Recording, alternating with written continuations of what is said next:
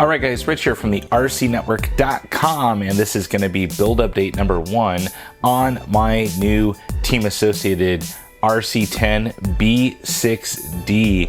Now I've got to say, this buggy just went together so quickly. Now of course I am not Jason Snyder quick, but I am definitely the RC Network quick. So overall, as you see it laying right here, it's about almost 3.5 hours of build time.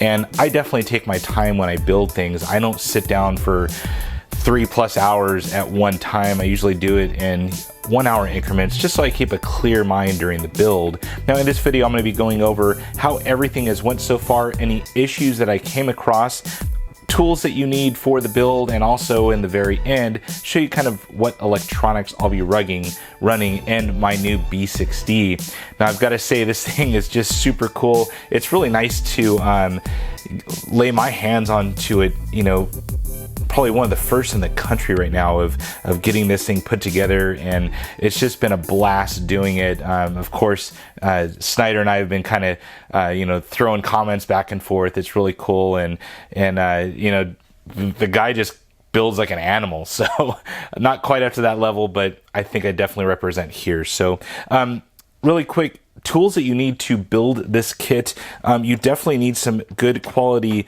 hex wrenches.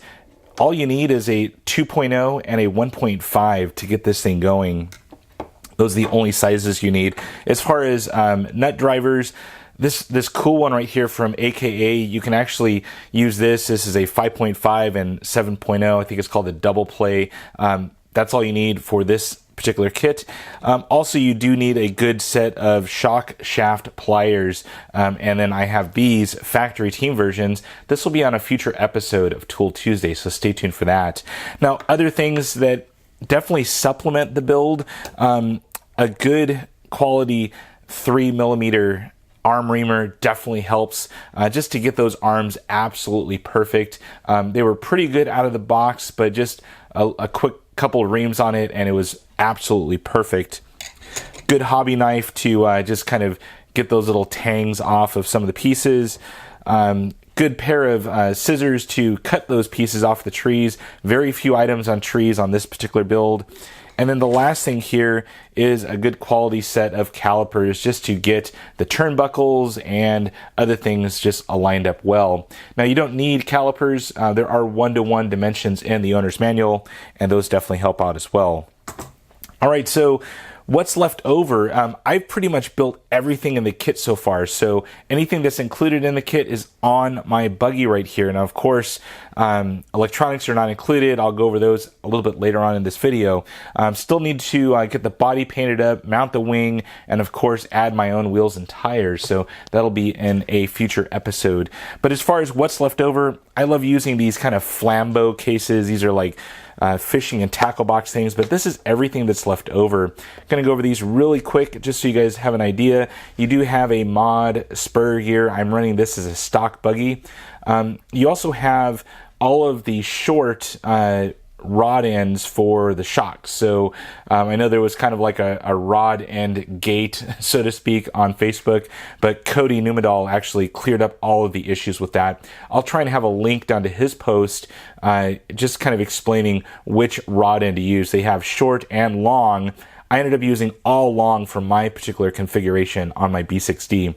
Lots of extra pistons. These fall off of the parts tree very easily, so in my bag, pretty much all of them were falling off. You have all of the different plugs right here for the front and rear hub carriers.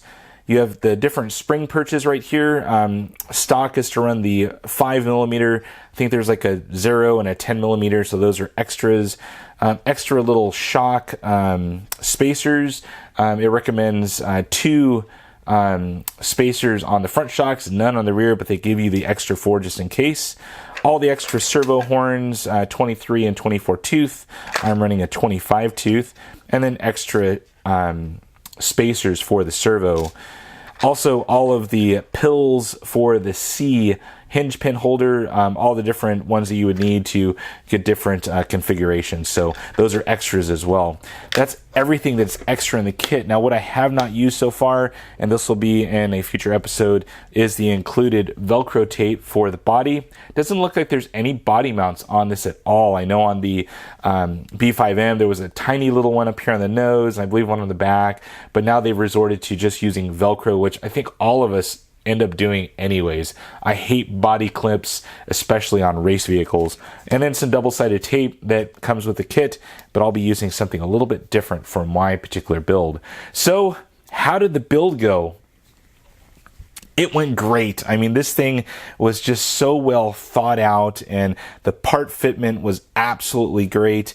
I had no missing parts whatsoever, although I did have a huge scare last night at about 1 a.m. With the shocks. I was missing one of the bottom cap little seals, and I was absolutely cussing Team Associated's name, but I ended up finding it was kind of stuck into one of the bottom caps after I went to assemble one of the shocks. So thank you, Team Associated, for getting it right. You know, no issues whatsoever as far as missing parts. Everything went very well together. Now, how was the owner's manual? Overall, the owner's manual was very well laid out. You know, they do great owner's manuals in these things. Overall, they have a great one-to-one guide right here of all of the hardware. I was referring to that quite often just to kind of match up parts, but everything was very well explained. Now, of course, I mentioned that rod end gate, and I'll show you guys what that is. There's kind of some things going on Facebook with what rod end to use on what shock, and even on mine right here, it is a little bit weird. I think on the B6 manual, they have these vice versa. So anyways, check out Cody Newmandahl's post on Facebook. I'll try and have a link down in the video description that explains exactly which ones to use for which configuration, because it has to do with whether you're running the shocks in front of the rear shock tower or in back, and there's all sorts of different things depending on which hole on the arms you're using, whether you're using B6 or B6D. So it's a little bit confusing, but he definitely explained it all. But overall, owner's manual is absolutely great. I love their shock setup. They explain it very, very well. And this is one of the only manufacturers out there that actually gives how much preload to actually put on the springs, which is pretty cool. So they're saying 4mm in the front and 2mm in the rear, which is kind of cool right out of the box to get this thing set up. So you don't have to go to the track wondering, you know, do you have enough preload? So let's take a quick look at this thing. I mean, gosh, I mean, I was actually showing this to my wife earlier, and she just said it just screams quality. I mean, she just says it looks expensive, Rich. So I thought that was kind of cool. Overall, shocks went together absolutely great. These are the same shocks as off the B5M, so very similar in build quality. Ball cups. All right, this has been a constant question. These things are absolutely perfect. Fit on with no issues. I love the access hole now that the top of the ball cup has to remove the ball end if you need to, so you're not putting that extra pressure on removing and reinserting the ball cup. So super nice overall. Front carriers are very nice. I love these new kind of top hat adjustments right there. Very nice overall. Carbon shock towers, super nice, 4mm thick, so they're super thick, and I am going to treat these with some CA glue here very shortly. So overall, great front end on this thing. Now the servo went in pretty easily. I'm using a full-size servo. You don't need a low-profile one at all in this build. There's plenty of room once you add in your ESC and your receiver. Super amount of room. I am using the stock servo horn for right now. We'll see how that runs, but overall, steering rack is super smooth. I mean, there was no issues with this whatsoever. And as far as the rear end right here, once again, shocks are great. Ball cups are great. The whole transmission went together great. No issues with that whatsoever. I mean, everything just worked out good.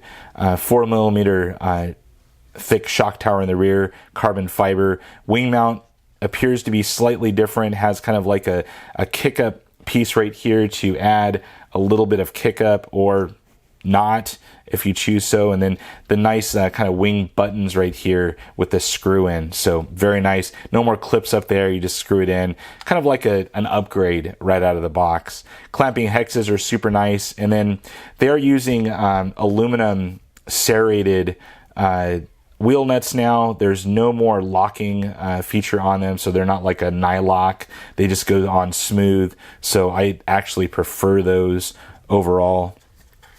Bottom of the chassis, super nice, slick, very curvy, but overall very, very nice.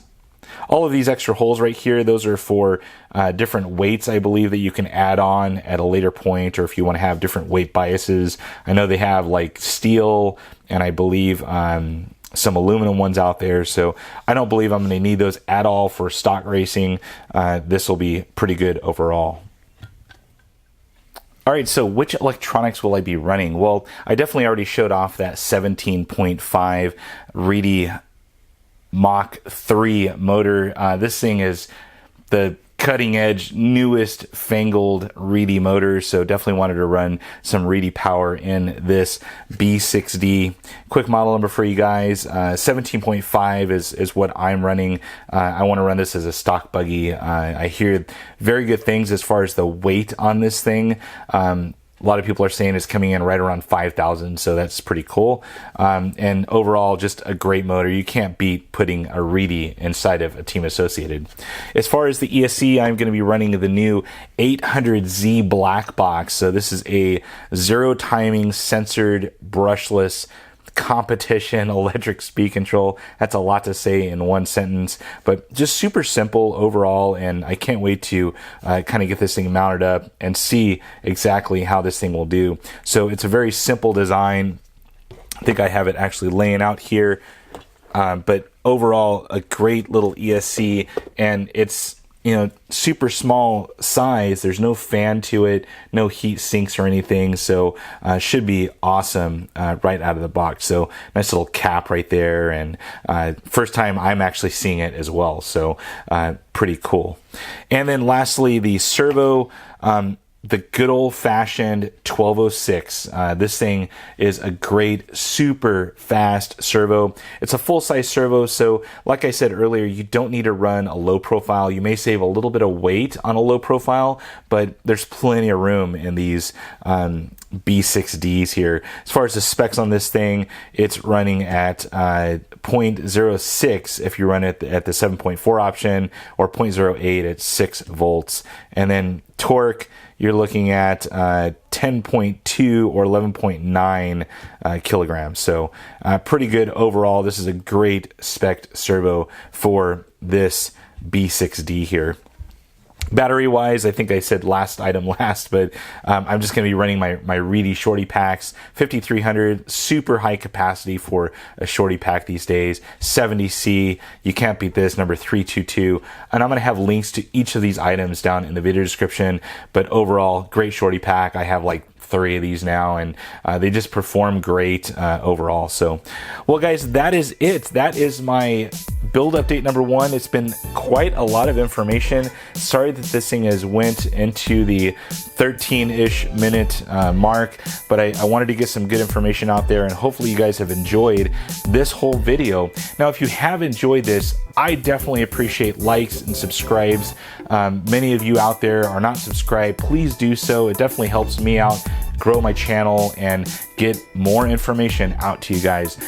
Also, if you have not already checked out the rcnetwork.com, please do so. That is my new website. I have lots of additional information on this buggy, so definitely check out the rcnetwork.com, link down in the video description. Well guys, that's it for now. If you enjoyed this video, like, subscribe, comment, check out the rcnetwork.com, and that's it for now. Over and out.